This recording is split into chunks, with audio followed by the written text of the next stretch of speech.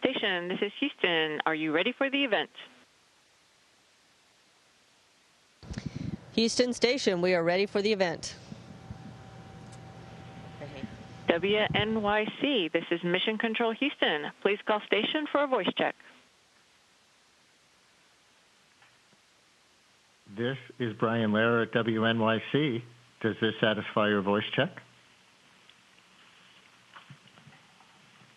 We have you loud and clear aboard the station. Welcome aboard.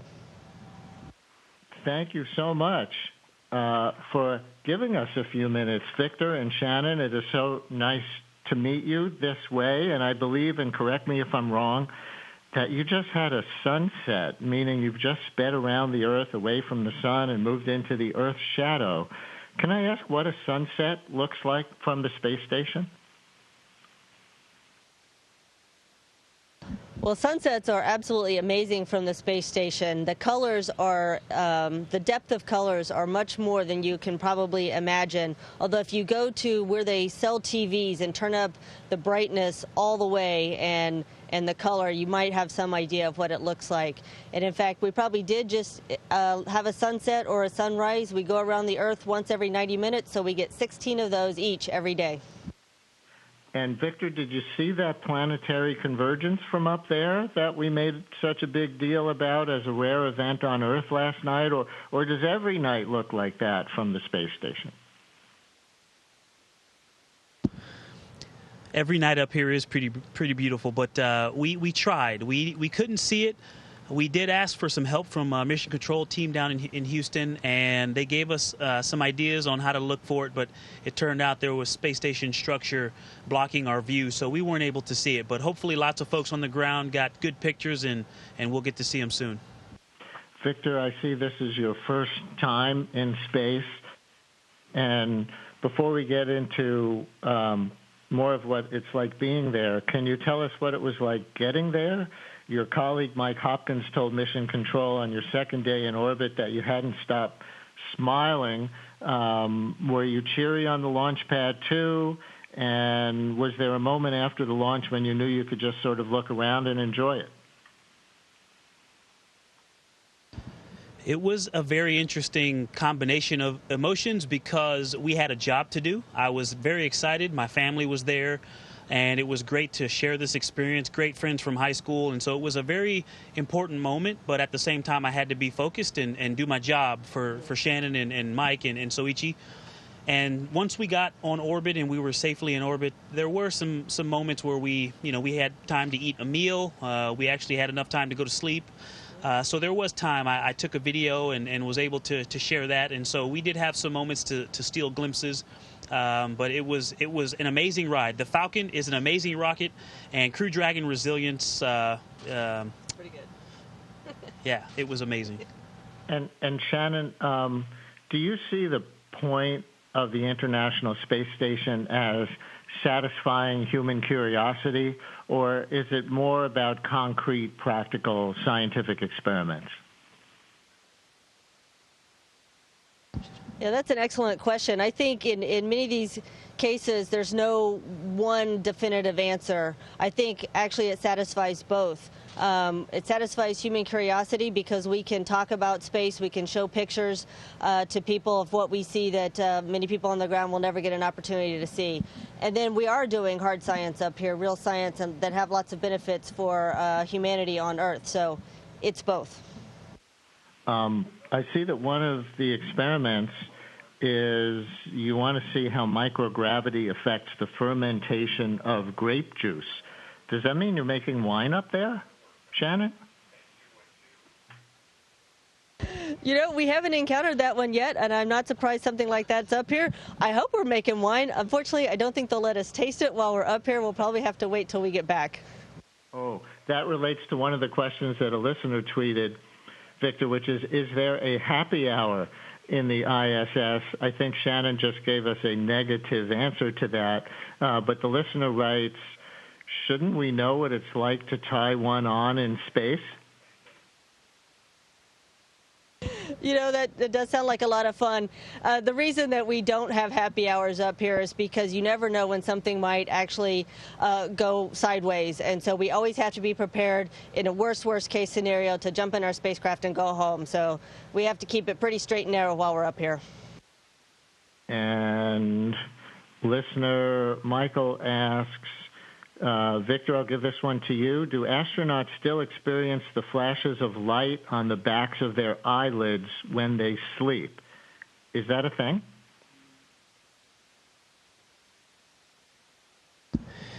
I actually have seen those. I saw them more in the first few days or week that I was here. I haven't noticed them as much in these last few days, but I did see those quite a bit when we first got here, so probably some effect of radiation of some sort. But yeah, interesting. It didn't keep me from falling asleep or anything, but it was noticeable. Yep.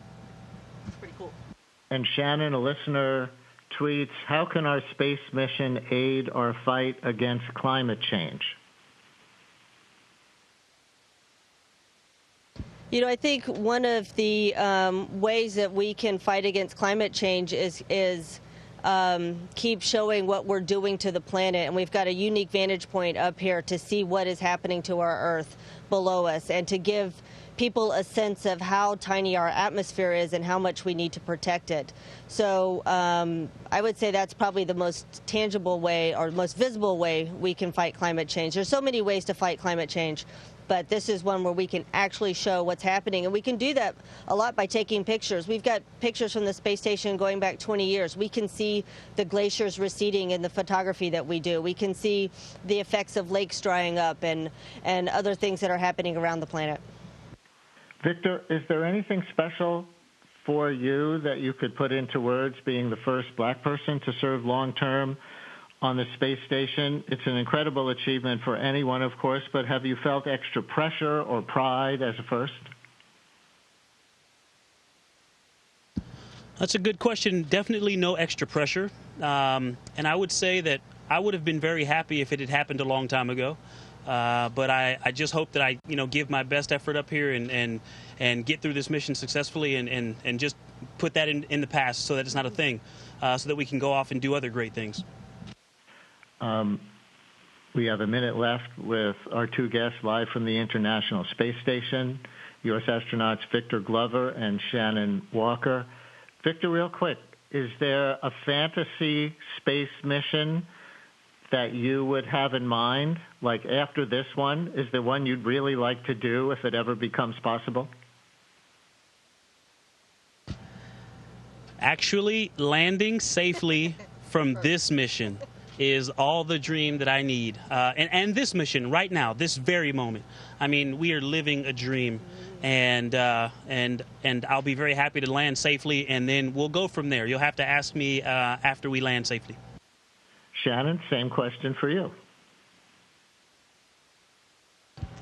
Well, I absolutely second that we need to land safely. But after that, if the moon or Mars were in my future, I would definitely want to go. Shannon Walker and Victor Glover are astronauts currently serving on the International Space Station. They are our first callers from space on the Brian Lehrer Show, and they called in from 250 miles above the Pacific Ocean as of right now. By 12:30, they'll be right above New York, and we won't be able to see them in the daylight. That's how fast they're moving. Half hour to go from the Pacific Ocean to over New York, but we'll be looking up at the sky and waving at you. Thank you so much for your time today. Thank you. Our pleasure. Station, this is Houston ACR. That concludes the WNYC portion of our event. Please stand by for a voice check from WGN News Nation. Matter of moments, live right here on newsnationnow.com and our Facebook page as we prepare to chat with two astronauts who are in space hundreds of miles above us right now. I want to show you exactly the satellite path for the International Space Station right now. It is extremely amazing to watch this, and we do actually have Shannon Walker and Vic now joining us live. Guys, all right, we're still, okay, we've got a wave so we can hear. All right, guys, you're above us right now. It's darkness where you right now. How exciting is it for you guys to be there orbiting above us as 2020 races to a close?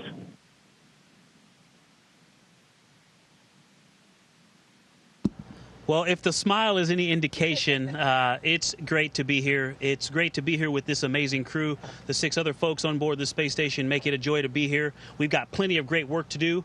And like you said, we're wrapping up 2020 and hopefully moving towards things getting better for a lot of people all over the place.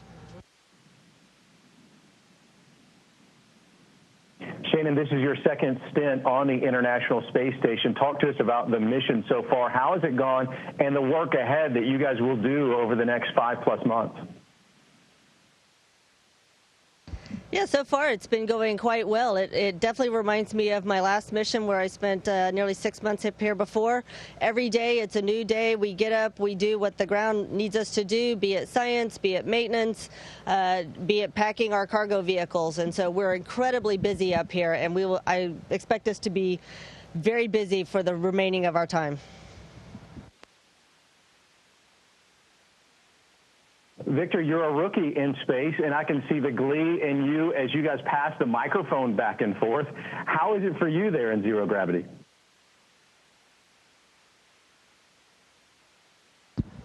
You know, there's a part of me that just finds this whole thing so amazing and different, and then there's a part of me that feels a little bit at home.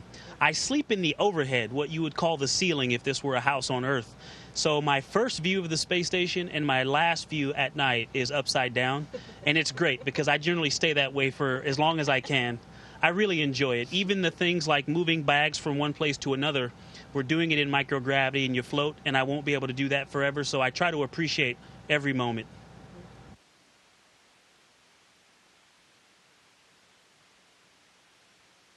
For the future of exploration of space.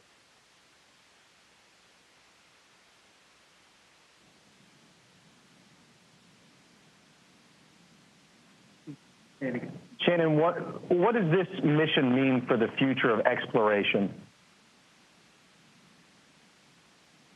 I know that's an excellent question. I think really what we're doing here is a stepping stone, a building block of everything we're going to do in the future. We are learning how people live in space, what it takes to live in space. We're testing equipment that will be used for future missions. So it's just a tiny part of what I hope is a very, very vibrant economy in space. Let's get one more serious question, and then let's have some fun. History is on your side, Victor, as you're the first black astronaut to spend time on the International Space Station. What does that mean to you?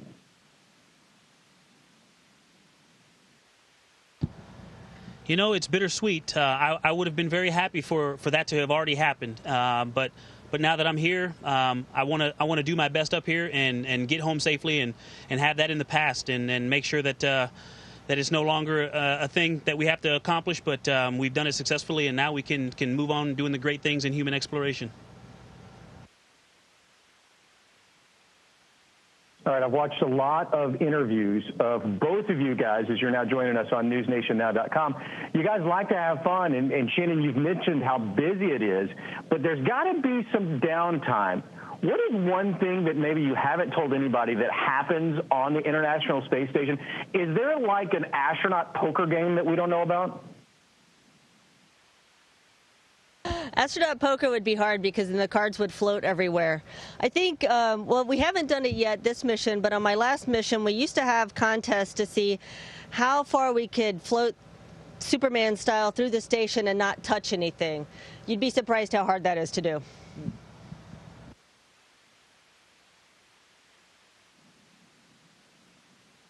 What about you, Victor? You know, I really enjoy movie night. We've had a few nights after dinner where we'll sit together and watch a movie, and I've really enjoyed that. That's been great. All right, so during launch, Victor, you had the child with you, which, of course, affectionately known as Baby Yoda. How is young Master Yoda doing right now, and have you been able to watch the rest of The Mandalorian to know what happens, the revelation of what his real name is?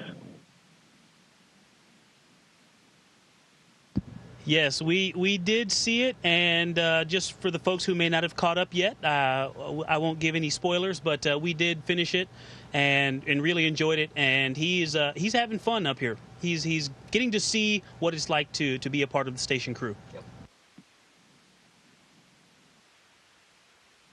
That's fantastic. Let's talk about Christmas. Obviously, we're racing towards the holiday. What is it going to be like for you guys? Shannon, let's start with you. To be away from family during this time where, you know, again, we were talking about racing towards the end of 2020, that the hope of the holidays brings all of us. Yeah, it's I would say it's very bittersweet. I'm very happy to be in space. I love my job. I love what I'm doing up here, but the holidays are typically when people get together. I also recognize that so many people won't be able to be visiting their loved ones this holidays, and so I have that in common with so many people on Earth right now. The day we'll be spending with our space family. Our crew is our family up here, so we will be spending time together, and then I'll be making lots of phone calls to my family.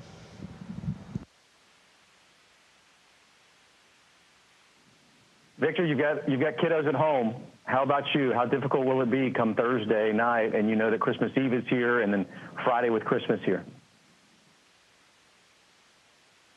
You know, I actually have to say, like Shannon mentioned, you know, it's a happy and a little sad both together, because we have great connectivity and we're able to keep in touch with our families, which is really impressive. Being an active duty Navy officer, I've deployed before and missed certain things for, you know, family occasions, and so it won't be the first time, but this one is different in that, you know, we're doing something that is really special, I think, to all of humanity, and that's a gift in and of itself. And so the season is about giving and appreciating it's really truly about the birth of our Savior, and then giving and spending time with people that you care about. And we do have a family up here, and so we'll be enjoying a special holiday together. But I also, this time of year always makes me think about folks who aren't able to spend time with their families, not just the 7 of us up here, but for our active duty military, State Department, and all those folks that are out there doing something very important. You know, I'm grateful for their service and Godspeed, and we appreciate you. All right, we've got a question from Twitter now. Judith asked, Victor, what's your favorite space food?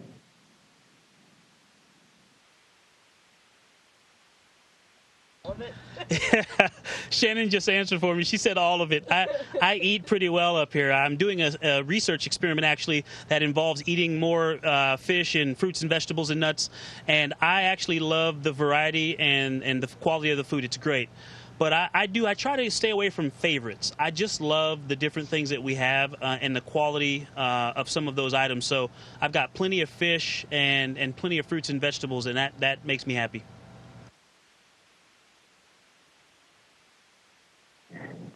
Shannon, I want to ask you a question for my daughter, who is at 6 years old, enamored with everything that is space after doing a project on the moon.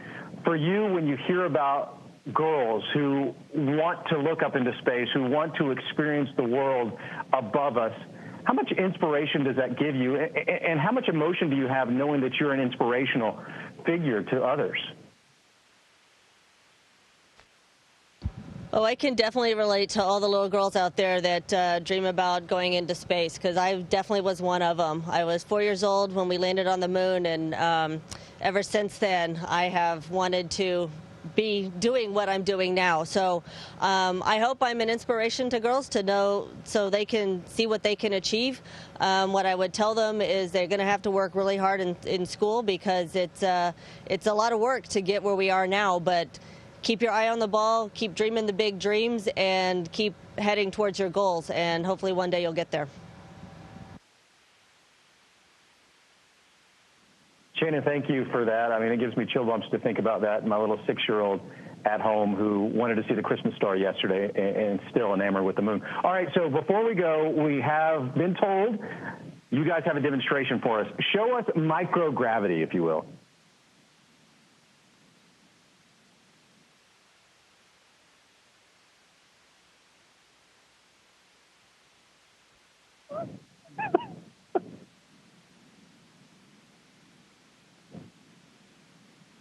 Okay, just because you guys can do things out of the Matrix, you don't have to sit there and giggle and laugh about it just because I can't. Yes, we do.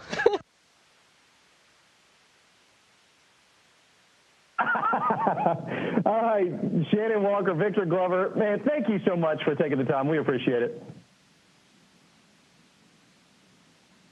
Our pleasure. Enjoy talking to you. Happy holidays.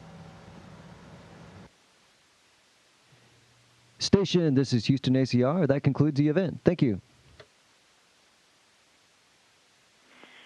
Thank you to all participants from WNYC and WGN News Nation Station. We are now resuming operational audio communications.